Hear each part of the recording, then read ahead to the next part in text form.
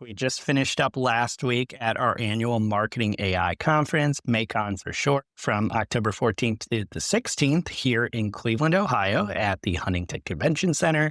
We had 1,500 marketers and business leaders come together for 3 incredible days of content, connection, and community. And there was so much incredible ground covered in the keynotes, the breakouts, and the workshops that we wanted to actually take a few minutes in this week's episode and talk through what happened at the event, some of the practical advice that came out of it, and maybe give the listeners a couple actionable takeaways.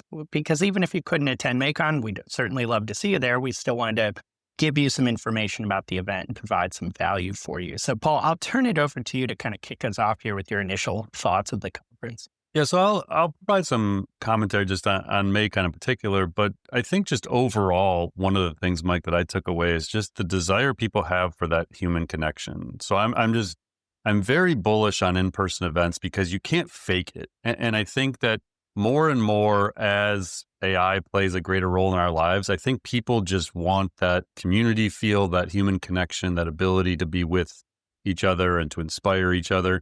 So that was like overall what I took away from last week was just an incredible few days of 1,500 plus people coming together, all curious, all with open minds, all willing to help each other.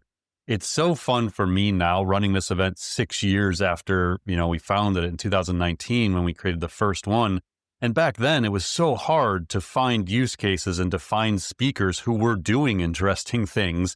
And now there's just a flood of incredible speakers and doing awesome stuff. And like every session is so actionable and people are giving away like entire workflows. Like, here's how you do it. Here's how you set this up. Like so generous with what they're learning.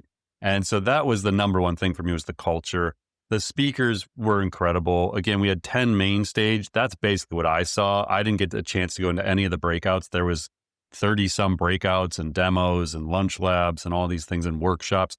So just tons of stuff. I mentioned earlier, the attendee stories were amazing. Just people from all over the world that were doing incredible things with their own career transformations, business transformations. One thing I noted, Mike, that was really interesting to me is so many people, and I don't know if it's because of the podcast or what, we're not marketers. Like there was a very large percentage. I don't know what it is. Like, I don't even know that we asked the right question at registration to get at this. I guess we could look at titles is probably a quick way to do it. But there was a lot of people there who were just there for the AI side, the business side of the event. And that was really cool to see and led to tons of conversations. I'll just break down 2 quick things, Mike, because you mentioned this idea of like giving away some of this value without having to have been there. So personally, I ran an AI innovation workshop on the first day, and then I did the Move 37 moment for knowledge workers. So I'll just share a few takeaways and, kind of tips from those for people. So the AI innovations workshop, my main premise here is that every business is focused on AI for efficiency and productivity. We wanted to drive that efficiency. We wanted to reduce cost. But in that scenario, we will need fewer humans doing the same amount of work. This is the thing I keep harping on with the economy is unless a company is growing, it won't need as many people. So for me to take a human-centered approach, a responsible approach to AI integration into business and into society, we have to grow. It's the only option. So we have to accelerate growth, and that happens through innovation. So my workshop is all about how do we ideate to create significant impact that accelerates change. We talked about optimization using AI to do the same things better, faster, and cheaper. Innovation is using AI to do new things that create new forms of value for customers and the organization.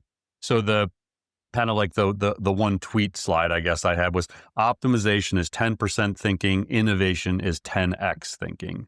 So I wanted people to consider opportunities with AI to innovate across products, processes, and business models, and not just with where the tech is today, but where it's going. So I said explore innovation on the frontiers of where AI is going.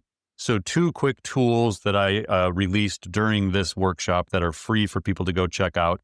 One is an AI value calculator. This is new. If anyone's taken my scaling AI courses on AI Academy, I released it there as a worksheet and I gave people like the formulas. We've turned that into an app.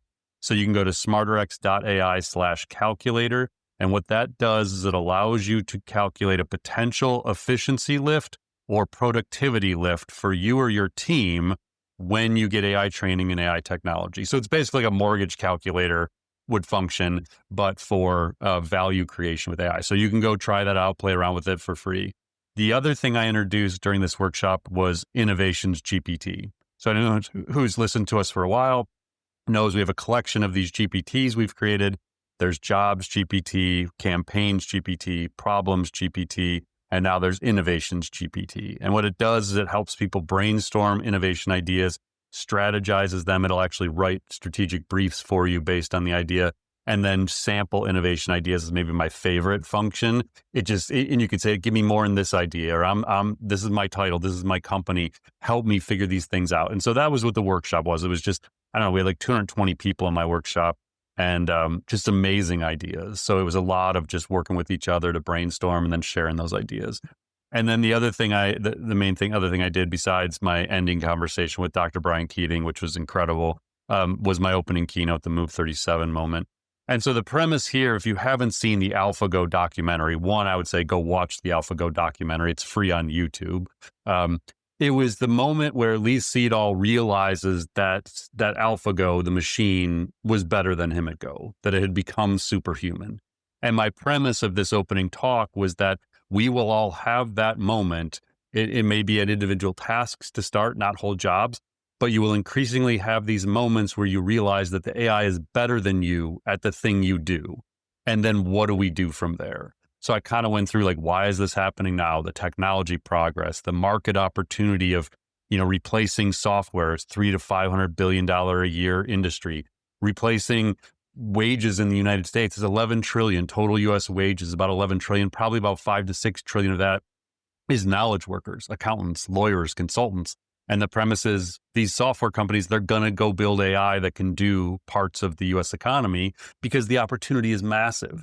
And then I got into kind of like, what does it mean and what do we do about it? And the big challenge for me was to land this in like a hopeful, optimistic toward the future way. And so hopefully I did that. Like that was the hardest part, was just kind of figuring out, it was heavy. It was like a heavy way to start an event, but through some excerpts from AlphaGo and then through just making some connections about the opportunity we have and thinking like human plus AI instead of human versus AI, that was really kind of where I went with it. So I could go on about all the main stage sessions. By the way, those will be available on demand. They should be probably by the end of this week. You'll be able to get those on demand. They're paid on demand, but they will be available through MAICON.ai, MAICON.ai. If you want to watch it, they're worth the price of admission. I mean, they're each individual talk on its own. I would probably pay that fee for access to. So I don't know, Mike, did you have any other big takeaways from your sessions or from some of the ones you watched?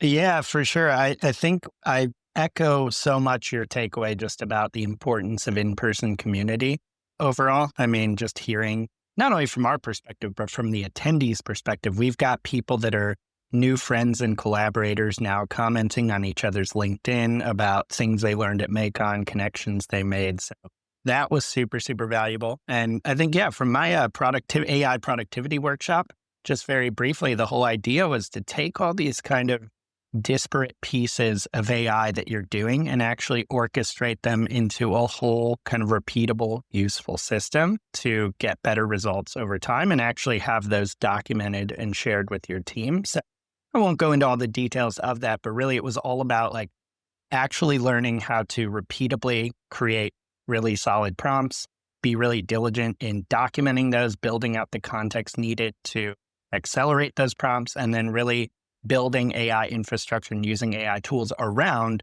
different prompts and use cases so that you have this like always on, always ready to go playbook for any type of use case or workflow you have to get more out of AI and how you're using it for the stuff you're already doing, but also for the innovative stuff you're going to come up with moving forward.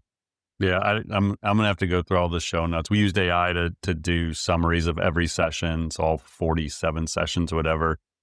So there's AI summary notes of everything, and then all the the presentations. And I'm definitely gonna go back and rewatch a couple of those main stage sessions because I wasn't getting a chance to take too many notes. I'm like, For sure. I'm kind of running around backstage. I'm emceeing the whole thing, so I wasn't able to like really attend. I was more like looking at a big picture of how everything was going.